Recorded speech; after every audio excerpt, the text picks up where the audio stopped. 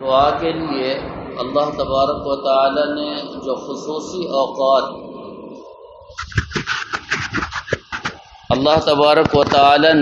دعا کے لیے جو خصوصی اوقات ارشاد فرمائے ہیں، ان اوقات کا اہتمام کرنا اور ان اوقات میں اللہ تبارک و تعالی سے دعائیں کرنا یہ قبولیت کے اقرب ہوتا ہے۔ ان اوقات میں سے ایک وقت رات کی تاریکی کا ہے۔ حکیم الامت رحمہ اللہ تعالی فرماتے ہیں، جس کو راتوں کا رونا نصیب ہو گیا وہ ہمیشہ دنوں میں ہنستا اور خوش رہے گا، اور جس کو راتوں کی غفلت مل گئی وہ سارا دن روتا رہے گا، کبھی یہ غم کبھی وہ غم، کبھی یہ پریشانی کبھی وہ پریشانی۔ فرمایا کہ جو شخص دنوں میں خوشی حاصل کرنا چاہتا ہے اور اپنے دن ہنستے بستے گزارنا چاہتا ہے تو اسے چاہیے کہ وہ رات کے کچھ لمحات اللہ تعالیٰ کے حضور گڑ گڑا کر آنسو بہا کر رونا سیکھ لے۔ انشاءاللہ وہ ہمیشہ خوش رہے گا۔ گویا کہ رات کے کچھ اوقات ایسے ہوتے ہیں کہ ان میں اگر انسان تھوڑا سا ہاتھ اٹھا لے اور اللہ تعالیٰ سے دعا کر لے تو ساری زندگی کے غم اور پریشانیاں دور ہو جاتی ہیں۔ اور اس کے ساتھ حضرت حکیم الامت حضرت تھانوی رحمہ اللہ تعالی نے بڑی عجیب بات لکھی ہے۔ فرمایا کہ دعا میں دل لگانا یہ بھی بہت ضروری ہے۔ فرماتے ہیں کہ ایسے بزرگ بھی ہیں جو ایک ہی دعا 2 گھنٹے تک اللہ تعالیٰ کے سامنے مانگتے رہتے ہیں۔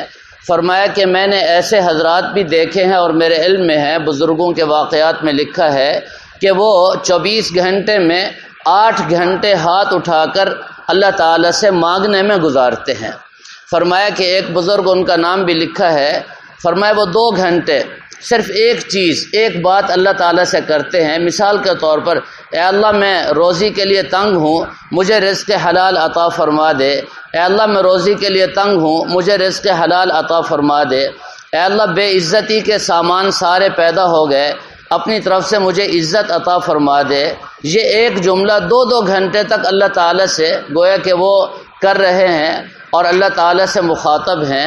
اس طرح جب اللہ تعالیٰ سے انسان مانگتا ہے تو ظاہر ہے اللہ تعالیٰ تو احکم الحاکمین بھی ہیں اور خبیر اور بصیر بھی ہیں، علیم بذات الصدور بھی ہیں، اور بندہ جب اتنی مرتبہ اللہ سے مانگے تو وہ کریم ذات کیسے اس کو عطا نہ کرے۔ تو فرمایا کہ 1 گھنٹہ تو کچھ بھی نہیں ہے، 1 گھنٹہ ہاتھ اٹھا کر بیٹھ جائیں۔ بس یہ ہاتھ اٹھا کر بیٹھ جانا بھی بہت بڑی عاجزی، بہت بڑی تواضع اور انکساری ہے، اور اللہ تبارک و تعالیٰ کو انسان کی یہ شان کہ وہ ہاتھ پھیلا کر اس کے سامنے بیٹھا ہے، بس اللہ تعالیٰ کی رحمت برسنا شروع ہو جاتی ہے۔ فرمایا کہ اس امت کے فتنوں میں سب سے بڑا فتنہ یہ ہے کہ آج اس امت کے دل دعا سے اچاٹ ہو گئے ہیں۔ دل دعا میں نہیں لگتا، ہاتھ اٹھتے ہیں گر جاتے ہیں، ہاتھ اٹھا کر بیٹھنا فرمایا یہ بھی نصیب نہیں ہے۔ ورنہ کیا بات ہے کہ ساری دنیا کے سامنے اپنے غم پیش کرنے کی بجائے اس ایک ذات کے سامنے 2 گھنٹے 4 گھنٹے بندہ ہاتھ اٹھا کر بیٹھ جائے، اور پتہ بھی ہے، جانتا بھی ہے کہ وہ کریم ذات ہے، عطا کرنے والی ذات ہے، اور ساری کائنات کے خزانے اسی کے پاس ہیں، ساری قدرتوں کے مالک وہی ذات ہے، شفا دینے والی وہی، عزت دینے والی وہی ذات، اولاد دینے والی وہی ذات۔ دنیا جہان میں دھکے کھانے کی بجائے اور ڈاکٹروں کے درباروں میں 4 گھنٹے انتظار کرنے کی بجائے اللہ کے گھر میں آ کر 2 گھنٹے بیٹھ کر ہاتھ اٹھا کر اللہ تعالیٰ سے اولاد مانگیں تو کیوں نہیں دے گی وہ ذات؟ وہ تو دینے کے لیے تیار ہے۔ ہم میں مانگنے کا سلیقہ اور طریقہ نہیں ہے۔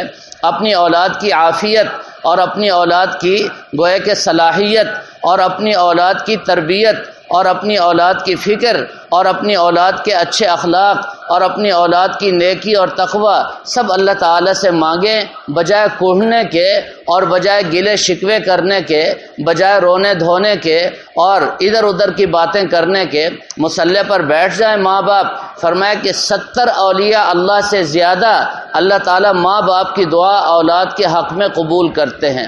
70 ولیوں کی دعا ایک طرف، ماں باپ کی دعا اولاد کے لیے ایک طرف، تو اپنی اولاد کے لیے مانگیں گے تو عطا ہوگا۔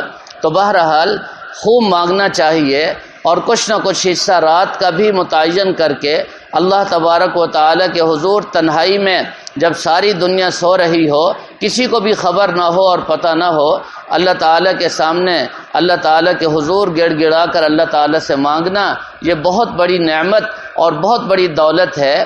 اللہ کرے یہ دولت ہم سب کو نصیب ہو جائے۔ الحمدللہ۔